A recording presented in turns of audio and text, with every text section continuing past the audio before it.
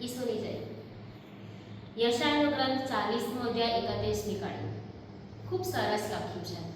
જેઓ પ્રભુ પર આશા રાખે છે તેઓ કદી હારતા નથી. ગુરુની પાંખ પર ઉડે છે પણ કદી પડતા નથી. હું બહુ ખુશ છું કે મને રોમ જવાનું એક તક, એક ઓપોર્ચ્યુનિટી મળી. અને I am very grateful to father Edwin કે જેના લીધે આ બધી વસ્તુઓ શક્ય બની છે.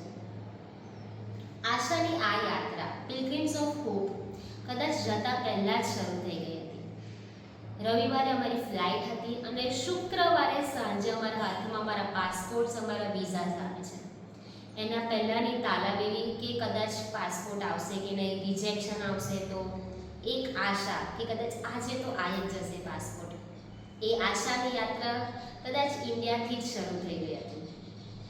પ્લેનમાં બેઠા પછી એક એક્સાઇટમેન્ટ હતી પોપશ્રીને જોવાની, એમની માસ અટેન્ડ કરવાની.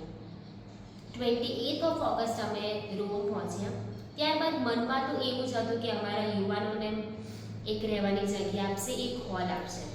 પણ ત્યાં જઈને સૌથી મોટો અચંબો લાગે છે. એક વિશાળ પેવિલિયન, એક વિશાળ હોલ જેમાં 3000થી વધુ યુવાનો રહેતા હતા.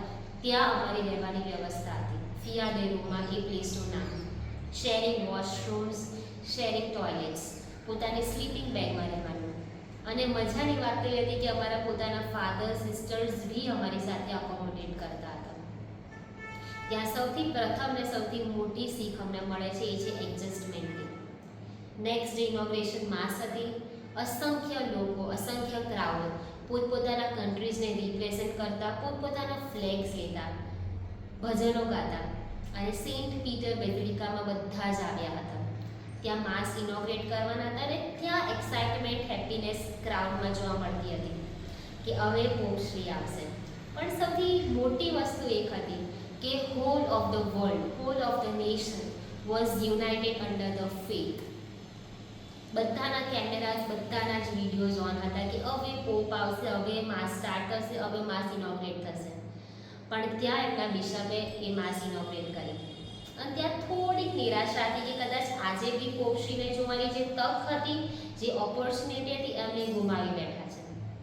પણ ત્યાં જ એન્ડ ઓફ ધ માસ એક અનાઉન્સમેન્ટ થાય છે અને ત્યાં જ અમે પોપની ગાડીની એન્ટ્રી જોઈએ છે. ત્યાં એ હેપીનેસ, એ એક્સાઇટમેન્ટ એમને જોવાની એ પૂરી થાય છે. ત્યારબાદ પિલગ્રિમ્સ ઓફ હોપ આશાની આ યાત્રામાં ટોટલ 8 બેઝિલિકાસ જોયા છે, જેમાં Saint Peter basilica, Saint Lawrence, Saint Sebastian અને જ્યાં પ્રભુ ઈસુના ફૂટપ્રિન્ટ્સ છે. ડોમિનો કોવાદિસ, જ્યાં પીટર પ્રભુને કહે છે, પ્રભુ તું ક્યાં જાઉં છું, ક્યાં ચાલ્યા તમે? ત્યાં પ્રભુ ઈસુના સાક્ષાત પગલાં છે, ફૂટપ્રિન્ટ્સ છે. એ પવિત્ર દેવળમાં જવાની, ત્યાં જઈને પ્રાર્થના કરવાની તક મળી. ત્યારબાદ આજે ધર્મસભા સેન્ટ ક્લેરનું પર્વ ઉજવે છે. સેન્ટ ક્લેર અને સેન્ટ ફ્રાન્સિસ ઓફ અસીસી. એમનું હેતુ એ હતું કે એ ગરીબ લોકોને મદદ કરે. અને ત્યાં જ સેન્ટ ક્લેર જે પોતાની બ્યુટી, જે એમના વાળમાં હતી, એ સોનેરી વાળ પ્રભુને અર્પણ કરે છે. એ જ સેન્ટ ક્લેરનું પર્વ આજે આપણે માતા ધર્મસભા ઉજવે છે. અંતે હું એટલું જ કહીશ કે પ્રેષિતોના ચરિત્રોમાં લખ્યું છે કે ધરતીનો છેડો એ રોમ. ત્યાં જવાની, ત્યાં જઈને પ્રાર્થના કરવાની તક મને મળી. માટે પ્રભુને ખૂબ ખૂબ ખૂબ આભારી છું. ઈસુની જય.